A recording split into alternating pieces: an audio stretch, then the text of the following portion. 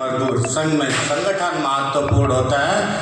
Committee कोई भी बने, कमेटी कोई भी रही हो, हम लोगों को एक साथ एकजुट होकर के भारतीय मजदूर संघ का नाम रोशन करना है। इसी आशा विश्वास के साथ मैं आप लोगों के बीच में छोटी छोटी कुछ बातें रखना चाहूँगा और 10 मिनट 15 मिनट का समय हो सकता है हो जाए, इसके लिए बुरा नहीं मानेंगे कोई भी।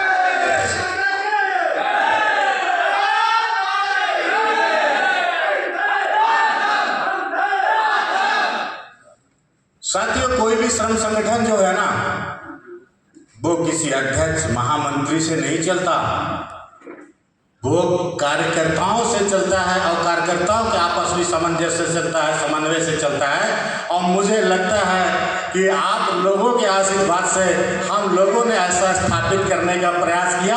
अगर गलती हुई होगी तो क्षमा जरूर करिएगा। और रही बात, पिछले वर्ष हम लोगों ने संजय भैया, सुरेश भैया और आप सभी आपका हमारे उप महामंत्री पटेल जी और सभी इतनी मेहनत किए थे। उसके बाद हम लोग 2200 कुछ श्रम शक्ति थी उस बार, उसमें हम लोगों ने एक बहुत अच्छा सम्मानजनक स्थान हासिल किया था। इस वर्ष परिस्थितियां थोड़ी विपरीत थी। HMS का दबाव बहुत ज़्यादा था लोगों पर, उनके साथ आपके कुछ राजनीतिक पार्टियों ने समर्थन किया, लेकिन हम आपके हौसलों के मोहताज हैं।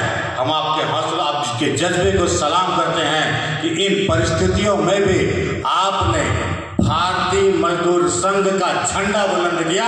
इसलिए आप लोग को पुनः एक बार धन्यवाद देते हैं।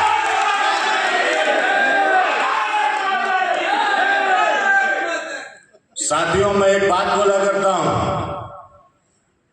मंजिलें उन्हें को मिलती हैं जिनके सपनों में जान होती है। अरे पंखों से कुछ नहीं होता मेरे दोस्त, हौसलों से उड़ान होती है। इसलिए हौसला बनाए रखें। और जमुना कुदमा क्षेत्र की पहचान जमुना कुदमा क्षेत्र के युवाओं का हौसला है। और मैं आपके हौसलों को सलाम करते हुए एक छोटी सी मोटिवेशन थ्योरी आपके बीच में रखना चाहता हूं। बाज की एक कहानी है, कितने लोगों को पता है? बाज की एक कहानी है।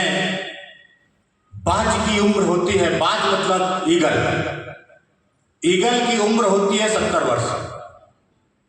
70 वर्ष बहुत तगड़े से शिकार करता है और शिकार करते करते जब उसकी 40 साल की आयु हो जाती है ना, तो उसके नाखून जो होते हैं जिससे वो शिकार को पकड़ता है वो मुड़ जाते हैं। वो चोंच जिससे वो वार करता है वो टेढ़े हो जाते हैं। वो पंख जिससे वो उड़ता है वो बोझिल हो जाते हैं। उनके भार को वो संभाल नहीं पाता और वो क्या कि बहुत पीड़ा में ग्रसित हो जाता है, अपना शिकार नहीं कर सकता, अपनी समस्याओं बहुत सारी चीज़ों से ग्रसित हो जाता है। फिर वो क्या करता है मालूम? वो हारता नहीं, वो जाता है अपने एरिया की सबसे ऊंची चोटी पे बैठ जाता है और बैठ करके उस शिला पे, उस पत्थर पे अपनी चोंच को तोड़ता है, अपनी चोंच को मारता है। अपनी चोंच को मारते मारते लहूलुहान हो जाता है और तोड़ देता है। इसी प्रकार वो अपने पंजों को घिस घिस के तोड़ देता है। और उसके बाद वो क्या करता है, वो अपनी चोंच से जो पंख हैं उसके पंख को निकाल फेंकता है। इस कार्यक्रम में उसे 6 महीना लगते हैं, लेकिन 6 महीने के बाद वह पुनः एक नया ईगल बनके शिकार की ओर दौड़ता है।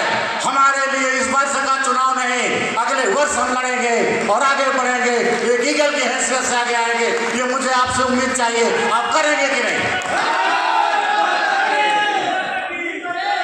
हम कभी नहीं हार सकते। इस बार अगर हमारा थोड़ा सा कम हुआ है, हम उसके लिए आगे बढ़ेंगे और चीते की तरह झपटेंगे और आने वाले समय में उसको दिखा के देंगे। साथियों, कभी भी किसी का मनोबल कमजोर नहीं होना चाहिए। और आपको बताएं, भारत देश में ना, भारत देश हो, संगठन हो, राजनीति हो, समाज हो, सब में जयचंदों की कमी नहीं। समझ रहे? मतलब क्या होता है कि किसी एक शायरी के दो पहलू हैं। क्या होता है, एक बोलते हैं ना, खुद ही को बुलंद करके इतना, है ना, खुद ही को कर बुलंद इतना कि खुदा भी पूछे बंदे तेरी रजा क्या है। लेकिन उसमें कुछ लोग ऐसे आ जाते हैं, मालूम है, हमारे आपके बीच में अपनी बातों को ऐसा रखेंगे, ऐसा गुमराह करेंगे, फिर उसको क्या, उसी शायरी को बदल देते हो। खुद ही को करके बुलंद इतना चढ़ाओ जैसे तैसे, अरे खुदा भी पूछेगा भी उतरेगा कैसे। ऐसा नहीं सोचना, ऐसा नहीं सोचना। हम जैसे चढ़ेंगे वैसे उतरेंगे, और ऐसे लोगों की वाणी को दूर रखते हुए हमको आगे बढ़ना है। हमारी एकता, हमारी मिसाल बने, हमारे कर्तव्य निष्ठा भारतीय मजदूर संघ का नाम रोशन करे। यही हमारा मेन उद्देश्य होना चाहिए, यही हमारा मेन मकसद होना चाहिए।